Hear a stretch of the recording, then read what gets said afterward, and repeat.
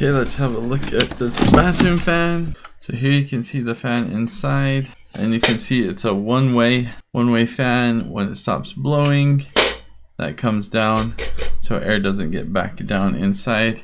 Here is the cord for it, and here is the fan controller if you want to use that with the cord. Alright, so I've got this plugged in.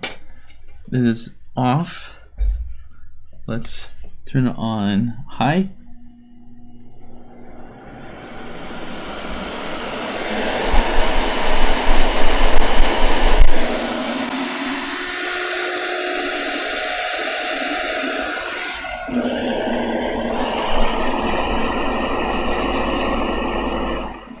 It's medium, and that's low. This is the lowest it will go. So that's the low speed.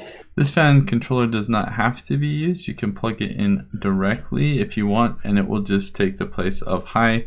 But with this, you can have a variable speed, so you can set however you want, low, medium, or high. This also comes with a manual to give you some basic information about the product, but this is likely going to be different for everyone depending on how your fans are installed.